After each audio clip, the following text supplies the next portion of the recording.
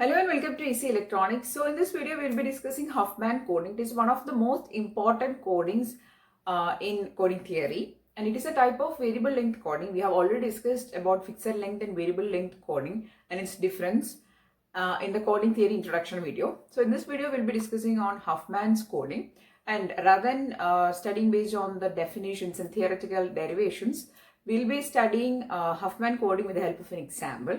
Okay, so let's see what is Huffman coding and how the Huffman codes are generated with the help of an example. Okay, we're going to see Huffman coding in this video. It is a very important topic.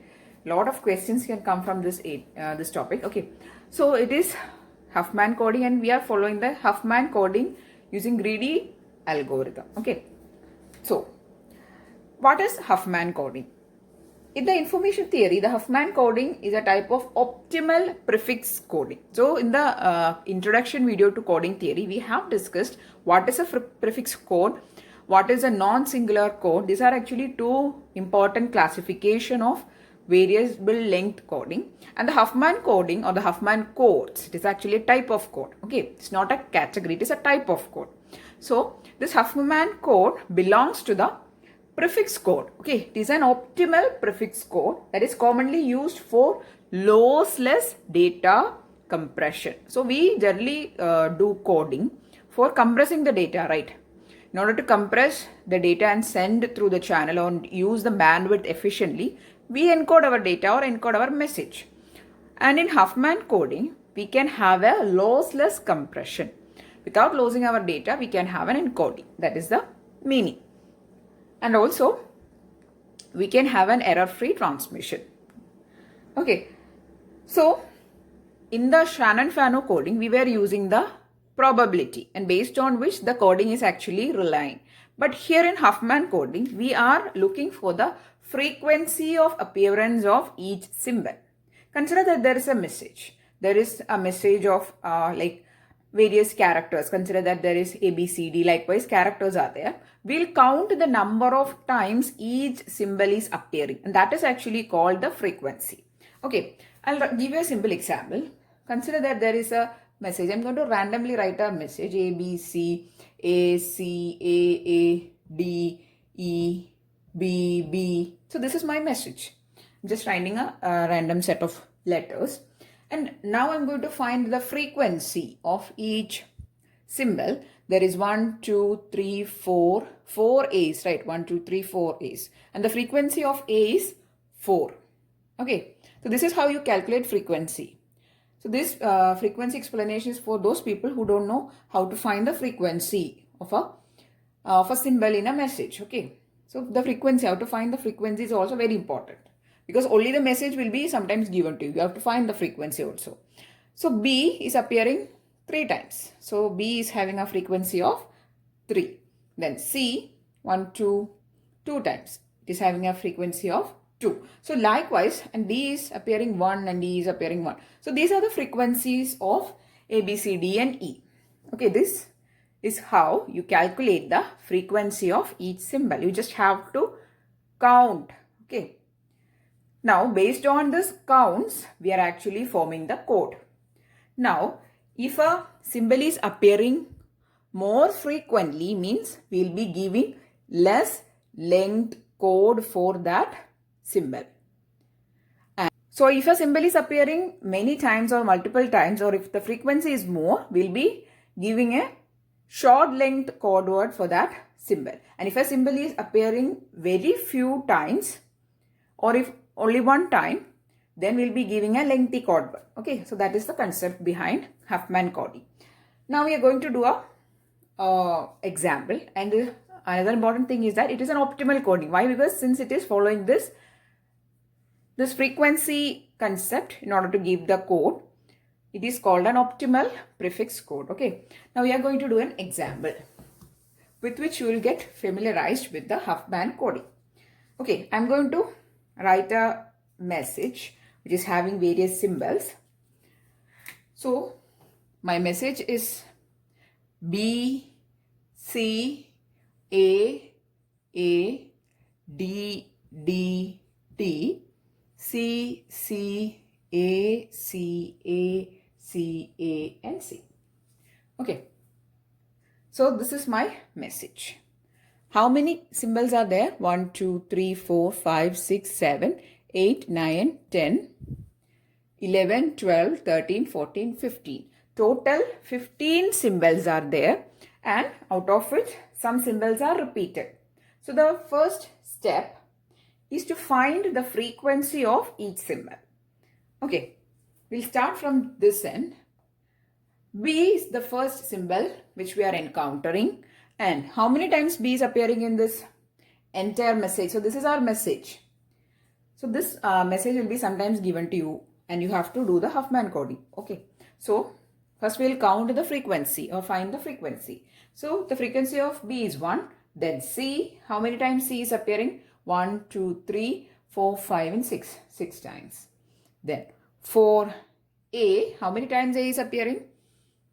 1, 2, 3, 4 and 5. 5 times. Then the last one is D. D is appearing how many times? 3 times. So this is your step 1. Step 1 is to find the frequency of each symbol. Now, once you find the frequency of each symbol, next step or step 2 is to arrange the symbols in the ascending order of the frequencies. Okay. So I don't need my message now. Till I do my coding, I don't need the message. I only require the frequencies. Please note down the frequencies. I'll write it here for you. So the frequency of B is 1, C is 6, A is 5 and D is 3. Okay. Now I am going to do step 2. In the step 2, I am going to arrange the symbols in the ascending order of frequency. So which one will come first? B, and it is having a frequency of 1. Then comes D, it is having a frequency of 3. Then comes A with frequency 5, and then comes C with frequency 6. So this is your step 2. In the step 3, we are actually forming a binary tree using the frequencies. How the tree is formed, I'll tell you. So now we are going to do the step 3. I'll write it here. Step 3. Okay. In step 3, we are going to form a binary tree. Now, how to form a binary tree is choose the two symbols with least frequencies and then merge them and form a node. So we are forming a binary tree. In binary tree, we have nodes and leaves and branches. Right. So in the step 3, we are going to start forming a binary tree from the leaf. This is the leaf and the topmost is the root. So from the leaf, we'll merge the nodes, or these are actually leaves. And we'll merge these and form a binary tree till the root node. So while merging, we have to always pick the two lowest frequencies and then merge. So here the two lowest frequencies are 1 and 3. So merge it. Merging means just adding 1 plus 3 is equal to 4. So you got a new node in your tree which is of value 4. Now there are nodes with value 4, 5 and 6. Again you have to do the merging. And again while doing the merging you have to select the nodes with the least frequencies. So 4 and then 5. Because out of 4, 5 and 6 the least one are 4 and 5. So you have to choose that and you have to perform again merging and you got a node of value 9. Just give arrows also. Then now only 2 nodes are left with values 9 and 6. So I am going to merge these two and form a node with value 15. Okay, so this forms my binary tree. So how many? There were 4 leaves. How many leaves were there? There were 4 leaves. or you can call it them as simple nodes also. Okay, so there were 1, 3, 5 and 6. You have to, while starting your step 3, you have to start forming the binary tree, and in order to start, you have to start merging. So in order to merge, you have to choose the lowest 2 frequencies, merge and form a node. Again, from the nodes available, you have to also consider this. Okay, not just these two, this also. Again, perform the merging and form another node. Again, perform the merging, form the next node. And the topmost one is the root node. And that node will be having the sum of your symbols in your message. So while starting the coding, I have told you that my entire message is having a length of 15 symbols. That will be always your value for the root node. This thing also keep in mind. Okay.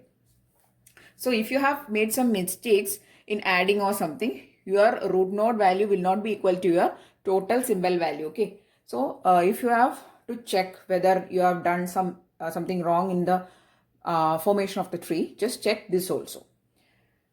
Now we have to give ones and zeros to this branches.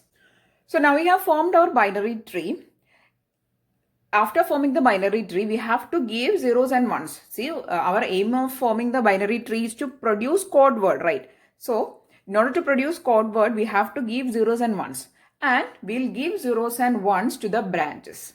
For the left hand branches or left hand edges, we'll give 0. And for the right hand edges or right hand branches, we'll give 1s. So the left hand edges of the binary tree are this, this and this. These are all left-handed, right? These are right-handed. So we'll give for left-handed one 0, and for right-handed one we'll give 1. Okay. Left hand branches we give 0, right hand branch we give 1. Now in order to write the code word, we need to write the code word for B, D, A and C. In order to write the code word, we'll start from the root node. So 15, this is the root node. This is the leaf. So we'll start, or we'll write from this direction. From the root, we'll start writing and then form the code word for the leaf nodes or these symbols. Okay. So we'll start. So that is the step 4. That is writing of the code word from the binary tree. So I'll start with my symbol B. I have to start from the root. So this is my root. I'll traverse in this direction. 0, 0 and 0. That is my B. 0, 0 and 0. Then next I'll write the code word for D. Again starting from the root. 0, 0 and then 1 is my D. 0, 0, 1 is my D. Then A, again start from the root, 0 and then 1, 0, 1. Then C is having only single branch. It is having value of 1. Now if you see the code words which we have generated or we have written, it is B has a code word of 0, 0, 0, D has a code word of 0, 0, 1, A has a code word of 0, 1, C has a code word of 1. So you can see that by looking into the frequency, B is a code word with maximum length. Also D, both this B and D has code words of length 3 and 3. And they are having the least frequencies also. The maximum frequency is 6 and it is for C. And the code word is having only length 1. Also the value is also 1. Okay. So likewise, if a symbol is appearing multiple times, its code word length is less. And if a symbol is appearing least times or few times, its code word is having length maximum out of the given code words. Okay. So that is a concept. Now, how many total bits we require here? Now we don't need the tree. No, yeah, we need the tree. Okay. We'll calculate the number of total bits.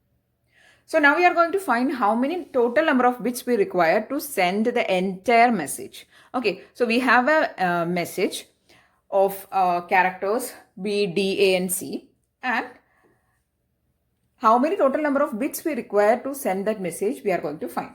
Okay, So we'll write the symbols B, D, A and C. The symbols, code word is 0000001. So this is symbol, this is code. Then A is having 01, C is having 1. Now what are the frequencies? It is 1, then 3, then 5 and then 6. Now how many number of bits we require to send that entire message is the product of this code word length into the frequency. So for sending B, all the B's in that message, we require the code word is 3-bit length. So 3 into how many times B is coming? Only 1 time. So 3 into 1.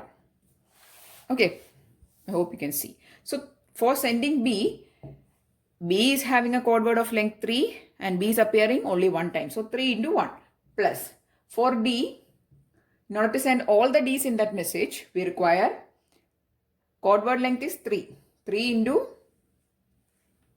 3 times the D is coming. So 3 into 3 plus A is having a code word of length 2 bits. So 2 into how many times A is coming? 5 times. So 2 into 5 plus again C, not to send, code word is having only 1 bit. So the length is 1 into how many times it is coming? 6 times. So the total number of bits will be the result of this summation. Okay, it will be, we'll remove this. We have already written it, so we'll remove it. So it is 3 plus 9 plus 10 plus 6. And the value we'll be getting is 28. So totally, in order to send that entire message which we have written in the beginning, in order to send that entire message, we require only 28 bits. But if we are following ASCII mode of sending or ASCII characters we are sending for the symbols, there were total 15 symbols in that entire message. And 15 into 8 is 120 bits we required. But here we only require 28 bits. So that much huge difference is there. Okay. So I hope it is very clear that this Huffman coding is a very optimal type of coding because it is actually reducing the number of bits for a entire message to very few it count. Okay. Now we'll see how the decoding we are doing when sending a message. Okay. So in order to decode at the receiver side, there should be a binary tree.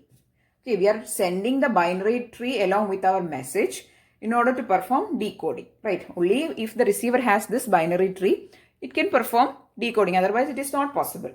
Okay, so I'm going to send a message called CAB cab. Cab I'm going to send to the receiver. So what will be, I'm not going to send cab as it is. I'll be sending my code word, right? So what will be the code word I am going to send? That will be C. What is the code for C? It is 1. A, it is 01. And then B, it is 000. So this code word I am going to send to the receiver side. And the receiver need to decode it. So I'll be sending this code word along with the binary tree to the receiver to perform the decoding. Okay.